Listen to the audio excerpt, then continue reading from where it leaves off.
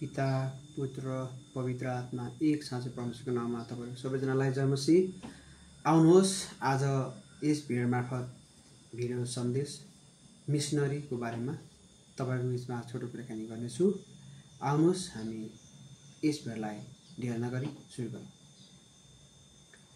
Missionary कार्यहरू पवित्र परमेश्वरले आफ्नो पुत्र येशूलाई एक संसारमा पठाउनुपछि सुरु भयो। यो मिशन र मिशनरी भन्ने शब्द ल्याटिन भाषाको मिलिट्रे शब्दबाट आएको, जसको अर्थ पठाउनु हो। मिशन शब्दले पठाएको व्यक्तिको कामलाई संकेत गर्दछ। मिशनरीको अर्थ पठाएको व्यक्ति भन्ने हो। येशूले उहाँको मिशन कार्य नासरतको सभाघरमा घोषणा गर्नुभएको थियो। परमप्रभुका आत्मा ममाथि हुनुहुन्छ, किनभने गरिबहरूलाई सुसमाचार सुनाउनका निम्ति उहाँले मलाई अभिषेक गर्नुभएको छ। कैदीहरूलाई छुटकाराको घोषणा गर्न र दृष्टिविहीनहरूलाई दृष्टि दिन, थिचोमिचोमा परेकालाई स्वतन्त्र गराउनका निम्ति र परमप्रभुका स्वतन्त्रताको निम्ति घोषणा गर्नका निम्ति उहाँले मलाई पठाउनु भएको छ भनी सन्त लुका 4:18 देखि 19 पदले हामीलाई बताउँदछ। अब अर्को अवसरमा येशूले उहाँ सबैतिर परमेश्वरको राज्यको सुसमाचार प्रचार गर्न आउनुभएको हो भनी घोषणा गर्नुभयो। मैले परमेश्वरको र उहाँको राज्यको सुसमाचार अरू शहरमा पनि सुनाउनु पर्छ, किनकि म यसैको निम्ति आएको भनी लुका 4:43 मा उहाँ भन्नुहुन्छ। प्रभु येशूले दिनुभएको सन्देश परमेश्वरको राज्य र मानिसहरूको उद्धारको विषयमा थियो। अनि येशूले उहाँको जन्म, जीवन, शिक्षा र आश्चर्य कर्म, दुःख भोग, मृत्यु र पुनरुत्थान र स्वर्गारोहण आफ्नो परमेश्वरको मिशन कार्य पुरा गर्नुभयो। प्रभु येशूको पुनरुत्थानपछि उहाँले आफ्ना 11 चेलाहरूलाई गालिलको एउटा पहाडमा लिएर जानुभयो। त्यहाँ उहाँले तिनीहरूलाई यसो भन्नुभयो, यसकारण जाओ र सबै देशका जातिहरूलाई चेला बनाऊ, पिता र पुत्र र पवित्र आत्माको नाममा तिनीहरूलाई बप्तिस्मा दिऊ। मैले तिमीहरूलाई आज्ञा गरेका सबै कुरा पालन गर्न तिनीहरूलाई सिकाऊ। हेर, म युगको अन्तसम्म सधैँ तिमीहरूको साथमा छु भनी मत्ती 28:18 देखि 20 मा उहाँले भन्नुभयो। येशू प्रभुले सबै चर्चका सबैलाई सारा संसारमा सुसमाचार सुनाउने कार्य दिनुभएको छ। उहाँको स्वर्गारोहण हुनुभन्दा अघि येशू आफ्ना चेलाहरूको अघि देखा पर्नु भएर भन्नुभयो, सारा संसारमा गएर सारा सृष्टिलाई सुसमाचार प्रचार गर, मर्को स्वरको बन्द। येशूले फेरि तिनीहरूलाई चर्चमा सुसमाचारको घोषणा गर्ने कार्य सुम्पन्नुभयो। चर्चले आराधना र पवित्र प्रभोज लिएर परमेश्वरको अनुभव गर्ने एक समुदायको रूपमा ख्रीष्टको साक्षी दिनु पर्थ्यो र संसारमा सुसमाचारको शक्ति बाँड्नु पर्दथ्यो। परमेश्वरका विश्वासयोग्य आराधकहरूले आफ्नो आत्मिक जीवनमा विश्वासको साँचो अर्थ प्रकट गर्न सक्छन् र यसरी अरूलाई सुसमाचारको घोषणा गर्न सक्छन्। चर्च परमेश्वरको योजनामा रहेको छ। प्रेरित पावलले चर्चलाई परमेश्वरको एक रहस्यको रूपमा वर्णन गर्दछन्, एउटा यस्तो कुरा जुन बितेको अनन्तदेखि उहाँको मनमा थियो र त्यो येशू ख्रीष्ट नाउन्जेल प्रकट गरिएको थिएन।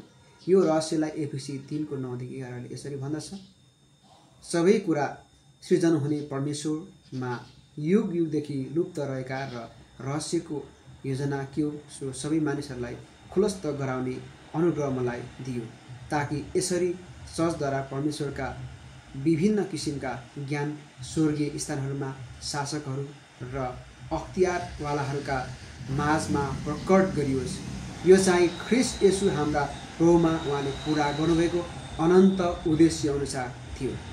यसकारण परमेश्वरको ईश्वरीय योजनामा वचन देहधारी हुनुभयो र हाम्रा माझमा बास गर्नुभयो भने यूहन्ना 1:14 ले भन्दछ। अनि वचन देहधारी हुनुभयो र अनुग्रह र सत्यताले पूर्ण भई हाम्रा बीचमा बास गर्नुभयो। हामीले उहाँको महिमा देख्यौँ, जुन महिमा पिताबाट आउनुभएको एक मात्र पुत्रको जस्तो थियो। हामी देख्न सक्छौँ मानव जातिलाई उद्धार गर्न परमेश्वरको अनन्त योजना येशूद्वारा पुरा गरियो। परमेश्वरले आफ्नो पुत्र येशू ख्रीष्टद्वारा उद्धारकर्तालाई यस संसारमा पठाउनु भएको थियो। हामी कुरा पवित्र बाइबलमा देख्न सक्छौँ। किनभने परमेश्वरले संसारलाई यस्तो प्रेम गर्नुभयो कि उहाँले आफ्नो एकमात्र पुत्रलाई संसारको निम्ति दिनुभयो ताकि उहाँमाथि विश्वास गर्ने कोही पनि नाश नहोस् तर त्यसले अनन्त जीवन पाओस् भने सन्त यूहन्ना 3:16 भन्दछ। परमेश्वरले आफ्नो पुत्रलाई संसारमा हामीलाई अन्धकारको राज्यदेखि छुटाउनका लागि पठाउनुभयो। कलसी 1:13 अनुसार अनि सारा मानवजातिलाई ख्रीष्टद्वारा उहाँसँग मिलापमा ल्याउनुभयो। दोस्रो कोरिन्थी 5:19 भन्दछ अनि यसो उहाँका पिताको इच्छा पूरा गर्न समर्पित हुनुभयो। यूहन्ना 5:30 मा यी कुरा पाउनछौँ। पवित्र आत्मा चर्च अनि हरेक व्यक्तिमा वास गर्नुहुन्छ र चर्चलाई जीवन दिनुहुन्छ। पवित्र आत्माको काम बिना सुसमाचारको घोषणा गर्न असम्भव छ। यसोले उहाँको सार्वजनिक सेवाकाई सुरु गर्नुभन्दा अघिबाटै उहाँ पवित्र आत्माद्वारा अभिषेक हुनुभएको थियो भनी सन्त मत्ती 3:17 भन्दछ। पवित्र आत्माले नै उहाँलाई उजाड स्थानमा प्रार्थना गर्न लिजानुभयो अनि उहाँका चेलाहरूलाई सुसमाचार प्रचार गर्ने अभियानमा पठाउनुभन्दा अघि उहाँले तिनीहरूभित्र पवित्र आत्मा फुकिदिनुभयो। तिनीहरूले पवित्र आत्माको शक्ति पाएपछि मात्र आफ्ना मिसनको काम गर्न जाउन् भन्ने आशा गरेको थियो अनि उहाँले तिनीहरूलाई भन्नुभयो माथिबाट शक्ति प्राप्त नगरुन्जेल तिमीहरू यही सहरमा बसिरहौ भनी लुका 24:49 उहाँ बताउनुहुन्छ। प्रभु येशूका चेलाहरूले पेन्तिकोसको दिन पवित्र आत्मा पाउने अनुभव प्राप्त गरेका थिए। फलस्वरूप तिनीहरूले निर्भयता साथ सुसमाचारको घोषणा गर्ने शक्ति पाए। प्रेरित पत्रुस सुसमाचार प्रचार गर्ने खडा हुँदा 3000 मानिसहरूले येशूको नाममा विश्वास गरे र बप्तिस्मा लिए। यसरी चर्च स्थापना भएको थियो।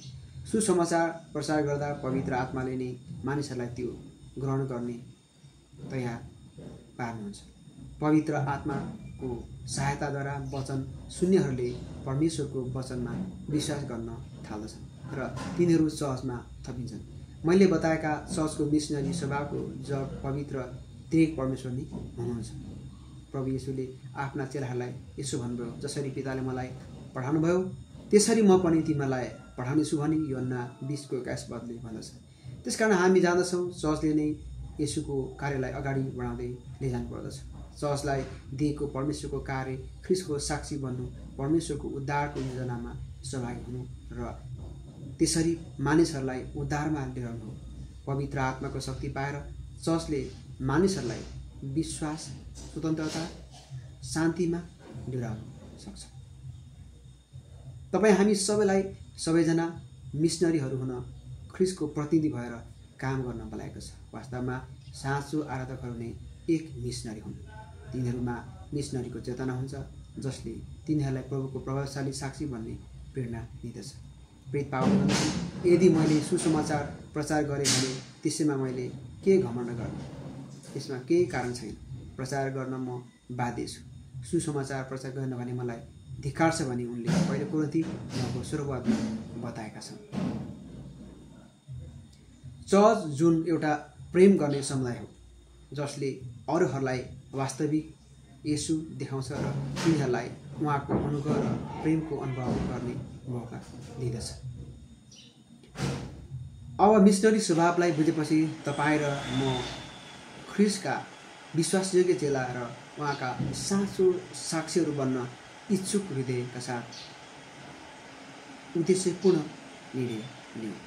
परमेश्वरले हामीलाई आशीर्वाद दिनुहोस्। आमेन।